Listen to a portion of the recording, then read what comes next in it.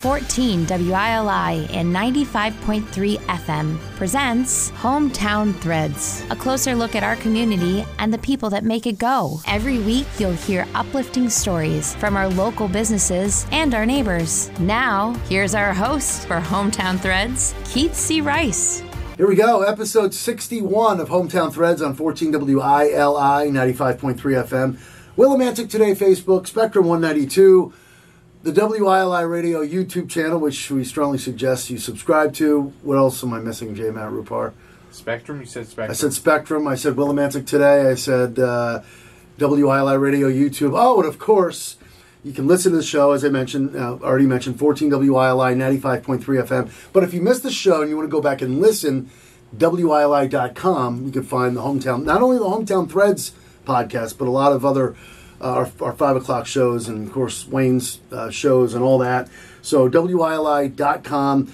And, of course, the radio show is brought to you by Liberty Bank, Be Community Kind, with 3 great local locations right across the street from the radio station, 679 Main Street, Willimantic, West Main Street, Willimantic, down by Ocean State Job Lot, and, of course, Route 195 at Mansfield. Big thanks to Liberty Bank, Be Community Kind. J. Matt Rupar, if you wouldn't mind, say hello to the fine folks. Hello. And back to WILI.com, because the podcast, the show, is brought to you by Liberty Bank. The podcast at WILI.com is brought to you by our good friend Mark Tripoli, who was on last week, Tripoli Pro Clean Services.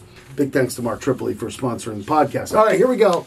Episode 61 of Hometown Threads here on 14 WILI 95.3 FM. And it's a pleasure to welcome in. She's been behind these microphones plenty of times, either on Wayne's show. Yes. With Wayne, or I'm filling in for Wayne. I had her on a few years ago. We talked about the steeplechase. That was like 4 or 5 years ago. Yes. And I'm sure she's been on a few other shows here on WILI. Susan Amy Hunter. Hi, everybody. Welcome. Thank you. This is exciting. It's great to finally have you on here, Hometown Threads. You're all over the place. And but your newest news just happened a few months ago.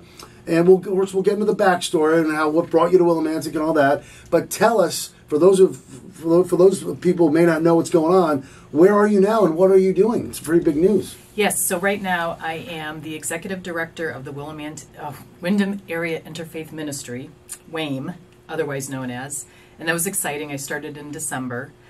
Took over from Victoria Nomorowski, who was there for 20 years. So it's a very honorable position. It's big shoes to fill, and it's super exciting. So I'm very happy to be there.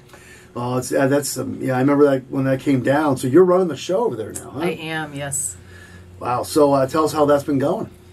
It's been wonderful. I mean, it's been a lot. I'm so grateful that I'm connected into the community and I understand Windham and the surrounding areas, because I think it would be a lot for anybody to step in that didn't have the community connections. So I've been able to focus on the organization. My staff is awesome. My volunteers, there's no one like my volunteers. They're so passionate and so dedicated. And our customers, the people that we serve, are incredible. So it's obviously passionate about it. I just love it. Well, you're all about nonprofits. We'll get at it in just a sec. But yeah, WAME is such an important, impactful part of our community as well. Now, are a lot of these people, you mentioned volunteers, employees, are they left over from Victoria, or did you I'm not saying you cleaned up, or did you bring in some of your own people as well? No, so I'm very blessed that the staff has been there. I think the person that's been there, the newest person is our driver, Christian, who was here in the summer. Then Kristen Fortier, who's my volunteer coordinator admin, has been here for 3 years, and everybody else has been way longer. So I'm very blessed that the staff welcome me with open arms. They're absolutely wonderful. And I know some of them from before, again, with my connections in the nonprofit and the community. So they've been so supportive in helping me kind of navigate WAME. The volunteers are incredible. I walk the floor every morning. I say hello to everybody. Name some of the people, the staff, the volunteers. Sure. So I think everybody knows Merle Paczynski. She's my human services manager. And she also oversees the Partners in Independence program, which is our mentorship program. There's Yesenia Camacho. Everybody loves Yesenia. She's my case manager. She's bilingual. She's incredible. Really great natural instincts for case management. Nina Schaefer. I think everybody knows Nina. Nina has been working at WAME, I want to say 26 years. So she's a long-standing staff person. Randy Rozowski is our dock manager. I think Randy's been there 10 years. And again, Kristen Fortier has been there 3. She's incredible. I couldn't do what I do without Kristen. And I feel like I'm missing. Then there's Mary Feltico, who is my bookkeeper. And Mary is 80. And she is, I want to be Mary when I grow up. She is sharp as a tack. She's a powerhouse. And she helps on the steeplechase. She helps with the bookkeeping. She has historical knowledge that's just so valuable. So I have a really great staff, and I'm so blessed. And then volunteers, I know I would miss people if I were to say names. You guys got a lot of people over there. We do. We have, I think, all in total at any given time, 51 volunteers. Are you kidding me? No. I was about to say if anybody would like to volunteer, but I think you're all set, right? No, we're always taking on new volunteers. How would people go ahead and how would they reach you? I know we can get into this at the end of the show too, but go ahead. How would they reach if they want to volunteer? So you can go onto our website, WAMCT.org, and there's a volunteer contact page, or Kristen Fortier's email address and phone numbers on the website, and you would go through Kristen, and she can get you an application and talk to you about what your interests are, what your strengths are. Some people, we have some retired folks that will come in, a couple times a week and just do the same job.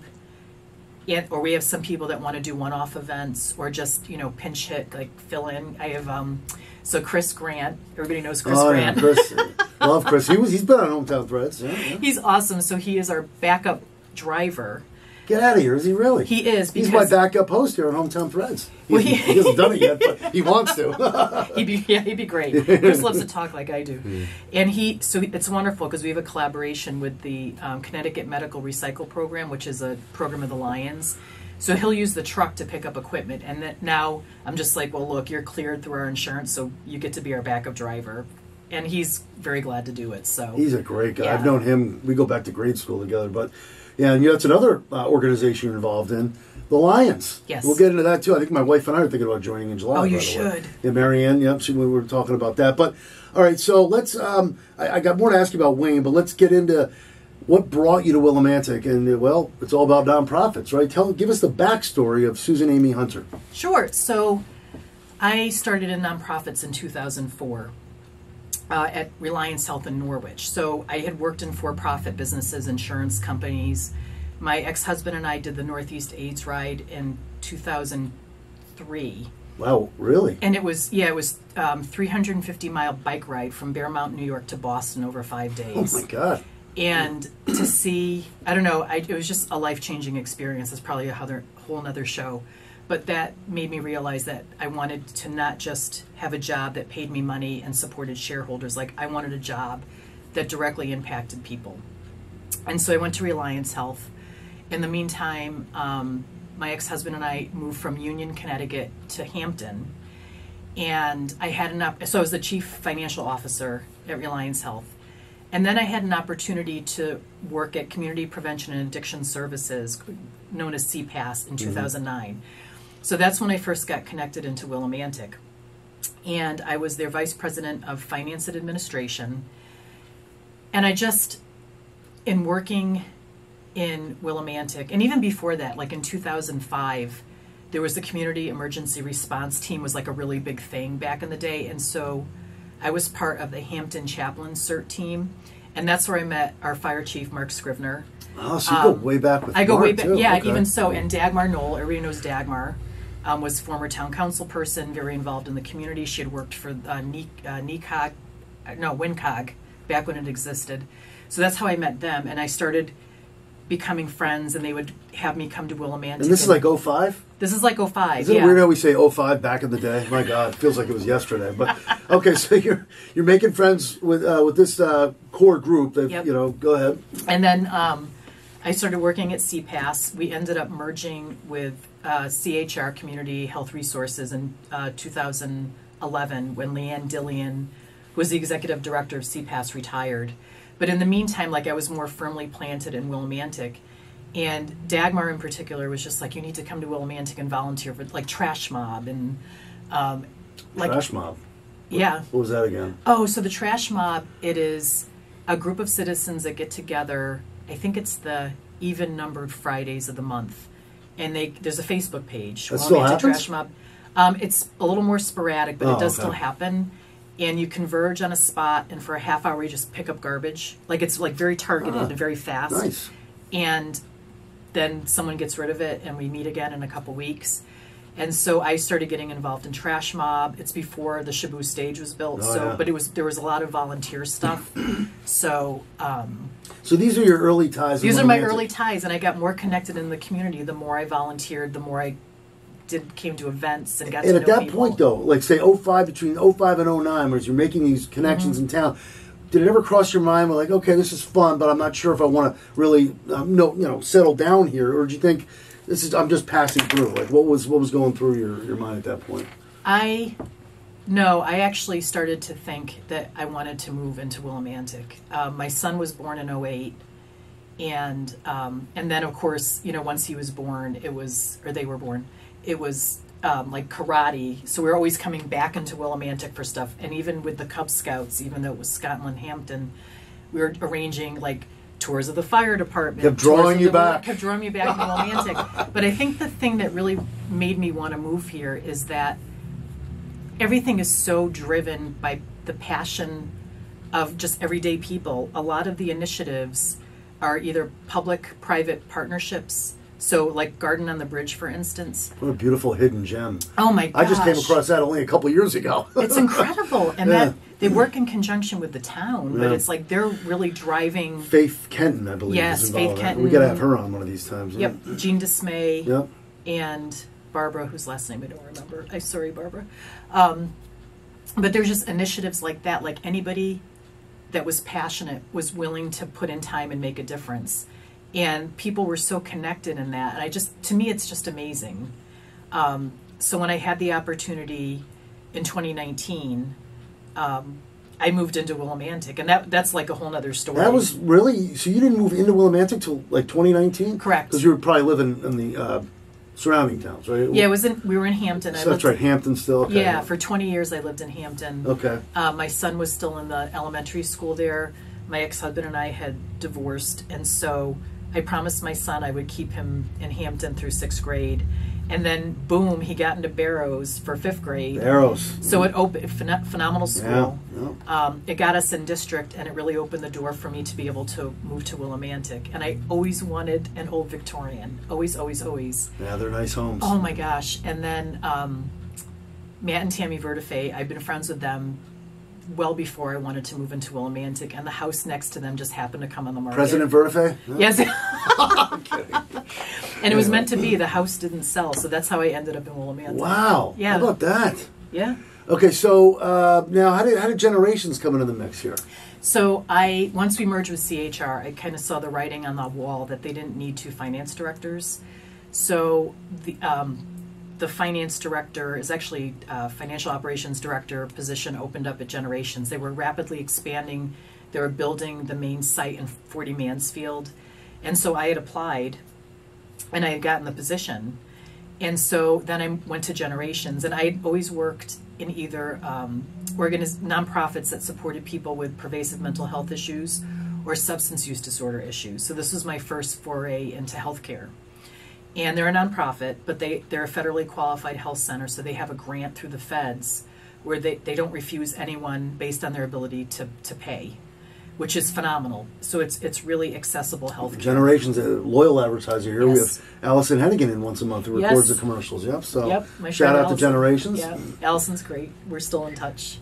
So you were with them in 2011, and then yeah, and so I was there for 10 years. 10 years, wow. Okay. And then the pandemic hit. I also was their health center advocacy coordinator, so I love to advocate for people. So I was talking to legislators. We go to Washington, D.C., go on the Hill.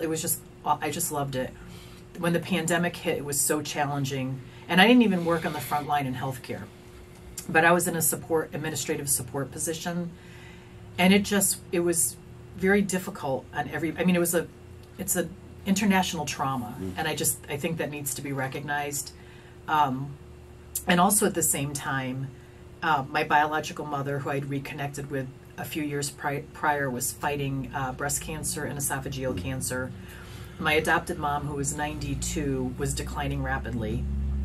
So you had a lot of challenges. A lot of challenges, yeah. And I'm a helper by nature. You are. So I really looked at my career, and it was just a hard time. And after my adopted mom died in September of 2020, I was actually going to switch careers and go back to school to become a licensed therapist, because I thought like therapy was going to be my thing. And then I discovered coaching. And to me, I love coaching because it's meeting people where they are and helping them move forward. It's not revisiting, like that's what the therapists do. I was about to say, what's the difference between coaching and therapy? But you just said it, okay. Yeah, the therapist, you revisit your backstory, you talk through your trauma. Where coaching, it's like, how do you want to move forward? How can we, talk through some of those limiting beliefs? And, I started to move out of because I thought like I want to be an entrepreneur and I want to help people directly one-on-one. So I graduated from an accredited coaching school, Radiant Coaches Academy, in April of 21. I became a credentialed coach through the International Coaching Federation. Wow. So I have my associate certified coach credential. You traveled the world. I did. I traveled the world, yep. So like every month you were in a different, like, where's she now? Where is Susan now? And Radiant's an international school, so it's great. I get to coach people all around the world and stuff. So you were going through the coaching process, and this is during your travels, if I'm not mistaken, right? Was that the same year you traveled a lot? No, that was... wait, you traveled in 22, was it? Yeah, it was more 22, 23. So you got ready to coach in 21. Yes. And then said, I'm going to travel in 22. Yep. And good for you. Yeah, so I left Generations in July of 21. So I was there almost exactly 10 years. So let's recap for a second. We're with Susan Amy Hunter here, episode 61, Hometown Threads, brought to you by Liberty Bank, Beat Community Kind, here on 14 WILI, 95.3 FM, Willimantic Today, Facebook, and all the other places you can watch it. So let's recap. I know you said you were at Generations for 10 years. You're still with the Lions. You're now running the show at Wayne. Yep. You're doing the coaching thing. Correct. We'll give a little plug for your coaching side hustle here, I guess. Yeah, absolutely. So coaching is still near and dear to me. So I do take clients on the side, not on the side, I mean just in addition to Wayne. So I take a very limited amount, and my area of genius or expertise, I guess, is in executive and leadership coaching. So I've coached people into higher leadership roles. I've helped coach people either into a different career or like doubling down on their current career, but in a different way. Wow. Yeah, it's been, Where do you do? Where does this take place? Like Zoom or? Yeah, a lot of it is via Zoom. Still, it's interesting how we can't shift Yeah, out of the Zoom thing, right? That makes us lazier, brother. Yes, I know. Hey, let's just have a Zoom, But no, so that's interesting. So since how many people would you say total that you've coached since you've been doing this? I would have to say over 70. Really? Yeah, and you have to get an X amount of number of coaching hours to get your credentials. Wow. So I'm striving toward my PCC, which is the next level. I know a lot of this is probably personal as far as the coaching goes. I'm not asking you to share names. Or do you have any stories off the top of your head of people, like you're coaching people in leadership positions? Yep. Do you have any small stories you can share as far as that goes? Or I mean, no, I get it, confidentiality and all that. But yeah. I mean, I've had like very generally a client come to me thinking they wanted to shift out of their career, which was in the like the kind of general medical profession, and they were very like yoga instructor and Reiki master and very very spiritual, and it seemed like the two didn't fit. And it's so fascinating because some people come in with thinking I'm going to move out of my career, I'm going to do this or that, and they end up not doing that. So this person ended up staying in their career and being able to very comfortably incorporate those other pieces into what they do, which is to me was so beautiful. I was going to say, it's going to be so gratifying. Yeah. When you can help somebody like that. Yeah, and that way they offer something that no other person really does. You don't see a lot of like kind of the spiritual and also like medical Western Eastern stuff melted together. It's more common now, but not as common as I would like anyway. I had another client, the opposite, thought I would coach her into staying in her job and staying in her career, and through the course of coaching came to realize that that just did not that was just not who she was anymore. It didn't resonate with her. Very bravely took a step back. And now, do you help in that decision process too, or you just kind of like how do you ride that fine line? Yeah, it's interesting. So I don't give advice. I don't tell people what to do. It's more about me supporting the deep inquiry. Oh, okay. No. And to just reflect back to them what they're saying. And a lot of times they realize that it's like a limiting belief or some voice that's keeping them small or keeping them from taking the next step. And this person ended up completely switching careers and absolutely loves what they do now. Like, it's so beautiful. Another win for Susan. There you go. No, it sounds like you're doing a wonderful job with all that. And we have a few minutes left. But first of all, another thing I got to mention, that Susan and I are also involved in a networking group that meets every other Tuesday. That's called, a little shout out to Eastern Connecticut Professionals, Steve Daly and our crew there. But just how do you find the time to run the show at Wayne, because you're running the show at Wayne, correct? Yes. Do the coaching thing, do Eastern Connecticut Professionals, do the Lions Club. How do you, am I missing anything up there? I'm a mother of a 15-year-old too. Mother of a 15-year-old. My goodness gracious. Yeah, how do you, before we get ready to, I have a couple other quickies at the end here, but how do you balance it all? That's a really great question. It's been a lot of setting boundaries and really understanding when I'm pushing myself too hard and taking the step back. And I have a very deep belief that things always work out the way they're supposed to, and I'm always put where I'm needed. So I just kind of take a breath and surrender and try not to push things. And the things that I'm involved in, I love and I'm so passionate about. So I think that also helps, is when you love what you do and you're passionate and you're helping people and you can see your community shift or people shift for the better. Like, to me, there's nothing better than that. One of the many great people here in our community. And before we wrap it up, I give my guests the opportunity to thank or say hello or shout out to the fine people in your life that have helped you through this journey. And then after you're done that, again, I want you, anything you got to plug for Wayne, Sure. Go ahead. Well, I obviously want to thank my son. They're awesome. Aunt Remy and my boyfriend Ryan has been super supportive, and all my other friends and family. For Wayne, I want to just plug that we're having a bike drive in April. So we're collecting bikes and we're distributing them in May. And then we have another flea market, which was super, super successful in March. We're having it again in May, and I do not remember the date. I'm so sorry. It's on a Saturday, and I think it's the third Saturday, but check on our website, and I'll be posting about it. So We'll be also posting June 23rd, I think, a 40th anniversary Wayne party. Yes! Are we going to be, I think it's in the works, Wild Rice Entertainment, a little plug for the DJ. There you go. I guess we might be coming together in that, but that's down the road. So happy 40th anniversary, Thank you. Early 40th anniversary to Wayne. That's June 23rd. June so 23rd, yeah. Be on the lookout for that. And what's Wayne.org? Is that what it is? WayneCT.org. WayneCT.org. And if you want to look into volunteering, you're going to hunt down Kristen, right? Yes. All right. It's a pleasure to have you on here. Oh, this is awesome. Thank you. You found the time to come on Hometown Threads. Susan Amy Hunter, you're looking for a Wayne. She does. What's the name of the coaching thing again? Oh, it's Hunter Moon Astrology and Coaching. Is there a website? HunterMoonAstrology.coach. There you go. Thanks to J. Matt Rupar, Liberty Bank, Be Community Kind, Tripoli Pro Clean Service, and thank you for listening and watching.